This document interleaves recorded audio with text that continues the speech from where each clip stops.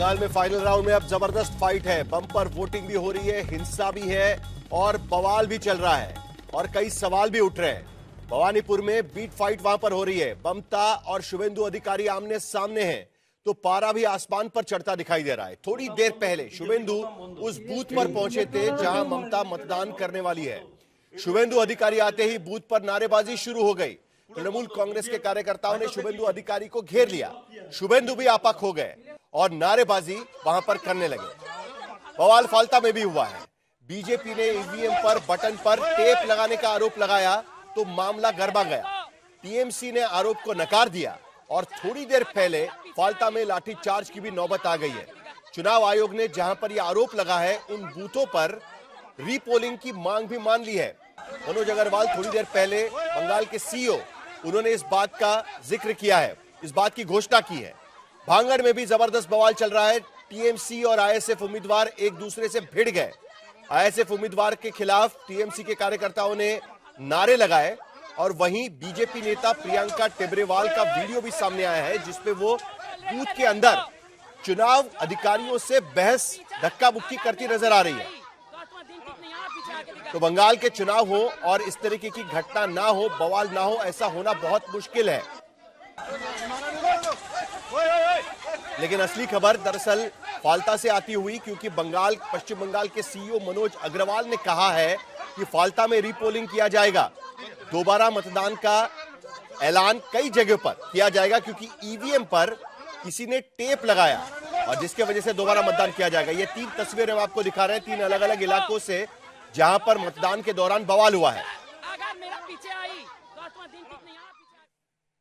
वही मतदान के दौरान टीएमसी नेता फरहाद हकीम का विवादित बयान सामने आया हुआ है। वोटिंग के दौरान केंद्रीय बल की तैनाती पर उठाए सवाल और उन्होंने कहा है कि कुछ दिन पहले सीआरपीएफ के डीजी उनके पास आए थे। पहलगाम हमले के दौरान सीआरपीएफ के डीजी ये सब हथियार और गोला बारूद कहा था।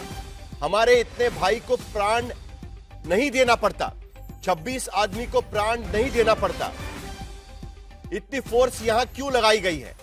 ये सब टैंक क्यों लाए जा रहे हैं? ये क्या देश के अंदर किसी तरीके का युद्ध चल रहा है? एक तरीके से फरहाद हकीम सवाल उठा रहे हैं सीआरपीएफ की तैनाती को लेकर। उसके बाद उनका यह कहना है कि क्या यह जम्मू कश्मीर बन चुका है? अगर इतना आपके पास टैंक था तो पहलगाम में क्यों नहीं दिया गया? पहलगाम की सुरक्षा पर सवाल उठाते हुए क्या कहा फरहाद हकीम ने, जरा एक बार वो सुन लेते हैं। पहलगाम में ये सीआरपीएफ का डीजी इतना सब आर्म्स एमुनेशन कहाँ था? तब तो हमारे भाई को प्राण देना नहीं पड़ता, 26 आदमी को प्राण देना नहीं पड़ता। तो सब जो है सब पूरा फोर्स यहाँ पर क्यों? और ये सब इलाका में ज्यादातर कहीं पर कभी ईटा भी नहीं चला, बम गोली तो छोड़ दिए, ईटा कभी नहीं चला।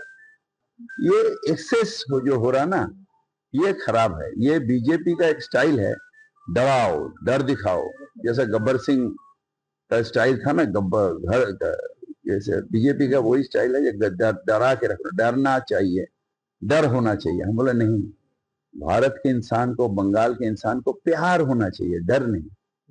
और हम लोग प्यार की बात करते हैं। ये सब जगवा, ये क्या बोलते हैं उसको, टैंक ला रहा है, ये क्या युद्ध चल रहा है? देश के अंदर में कोई युद्ध चल रहा है? ये क्या कश्मीर है? अगर इतना आपका पास टैंक था पहलगांव में क्यों नहीं दिए भाई?